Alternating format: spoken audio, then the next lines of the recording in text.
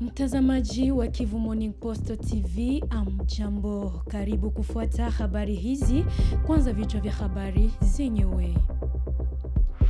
Wapambanaji wa AFCM 23 wameuchukua mji wa Katogota katika eneo la Uvira.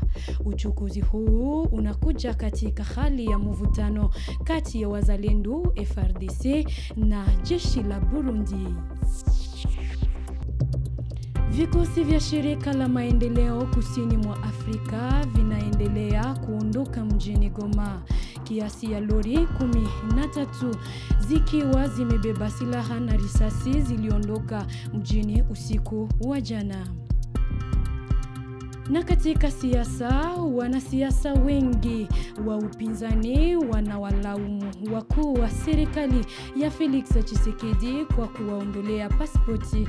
Miongoni mwao wanakuwa Moiza Katumbi, Nyarugabo na Kamitatu. Habari kamili na Jospe Hangi.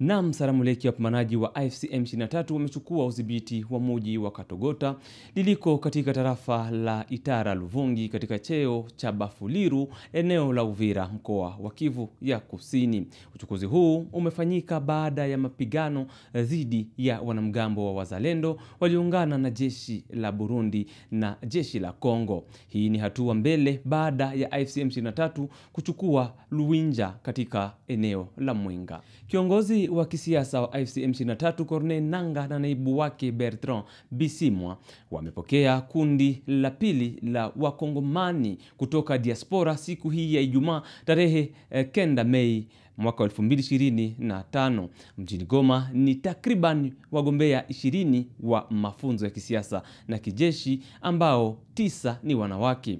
Wakongomani hawa wametoka Ubelgiji, Ufaransa, Italia, Kanada, Marekani na Tanzania. Msimbo mwingine wa vifaa vya vikosi vya SADC ambavyo vimeonekana kushindwa na AFCM 23 wameondoka mjini Goma kupitia Rwanda kuelekea Tanzania. Ni lori 30 zikiwa zimebeba silaha ikiwa ni pamoja na vifaa vya vita na risasi. Walimu katika maeneo ya Masisi na Ruchuru ambao hawajalipwa mshahara yao ya zidi ya miezi 4 sasa watalipwa kupitia mobile money kwenye Airtel na Orange. Ufunuo huo ulitolewa na viongozi wao wa chama katika mahojiano yaliyofanyiwa na timu la pasha habari wa liwali wa jimbo la Kivu Kaskazini AFCM 23. Gavana wa kijeshi wa Kaskazini Kivu akiwa Beni ameteua wateule wakuu na washauri wa ofisi yake. Jenerali mkuu Somo Kakule Evariste alisaini jana Alhamisi tarehe 8 Mei mfululizo wa amri za kuteua wateule wakuu, wasindikizi wao na washauri ndani ya serikali ya mkoa. Wafanyakazi 20 wa kituo cha Radio Television ya kitaifa ya Kongo wameandamana tena kulalamikia madeni ya mshahara yao ya miaka 7. Wamechoka na kuimba nyimbo zinazolaumu wezi. Ujumbe wa wafanyakazi wa RTNC ni maandamano dhidi ya kile wanachokitaja kuwa uzembe wa serikali ya Kongo. Amani na usalama nchini DRC ni muhimu kwa kuunda hali ya kuhifadhi uwezo wa mazingira wa nchi kwa faida ya jamii za ndani na ubinadamu. Huu ndio ujumbe wa F. Bazaiba, waziri wa mazingira wa Kongo, wakati wa mwitikiaji katika tukio lililoandaliwa kando ya kikao cha 12 cha Umoja wa Mataifa kuhusu msitu.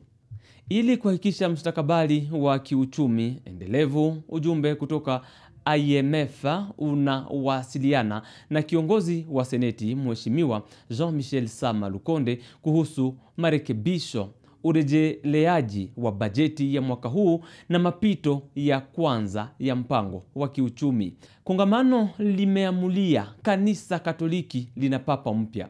Kardinali Robert Francis Prevost amepata nafasi ya 267 ya askofu wa Roma na amechaguliwa jina la Leon 14. Tangazo hili lilitolewa kutoka loggia kuu ya Bazilika ya Mt. Petro na Kardinali Protodiakoni Dominique Mamberti kwa kauli ya jadi Habemus Papam. Ni nani papa mpya? Maelezo zaidi nawe Blaise Basabose. Akiwa na umri wa miaka 66, Papa Leon 14 anakuwa papa wa kwanza kutoka katika shirika la Mtakatifu Augustino na papa wa pili kutoka Amerika baada ya Papa Francis. Alizaliwa Chicago tarehe 14 Septemba mwaka wa 1955, akiwa mtoto wa baba mwenye asili ya Kifaransa na Kiitaliano na mama mwenye asili ya Kihispania. Alikuwa katika jamii wa Augustino kabla ya kutumwa kama misionari nchini Peru, ambako alihudumia kwa sehemu kubwa ya maisha yake ya kipadri. Alipadirishwa mwaka 1982 na kwa zaidi ya miaka 10 alikuwa mhudumu mashuhuri wa kanisa nchini Peru. Alifanya kazi kama mlezi wa mapadri wa changa, paroko, mwalimu wa teolojia na jaji wa kanisa huko. Mwaka 1969 alichaguliwa kuwa mkuu wa Augustino huko Chicago, na baada kuwa mkuu wa shirika hilo alihudumu kwa vipindi viwili. Mwaka 2015 aliteuliwa kuwa askofu wa Chiclayo ya Papa Francis, na polepole alipanda ngazi hadi kufikia mwaka 2023 alipoteuliwa kuwa mkuu wa idara ya waaskofu mjini Vatican, nafasi ya juu yenye ushawishi mkubwa. Aliwekwa kuwa kardinali mwezi Septemba mwaka 2024. Mwanateolojia na mtaalamu wa sheria za kanisa na mtu wa huduma za watu, Papa Leon 14 alianza utume wake kwa maneno ya kwanza, amani iwe nanyi, akitoa ujumbe wa umoja na mwendelekezo ndani ya kanisa. Kuchaguliwa kwake kunafungua ukarasa mpya kwa kanisa Katolika duniani.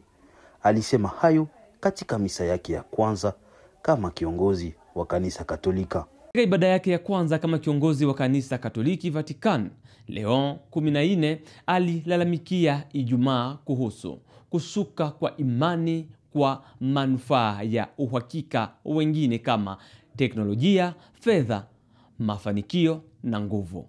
Basi ni mwisho wa matangazo haya. Ni kushukuru Sara Mulekia.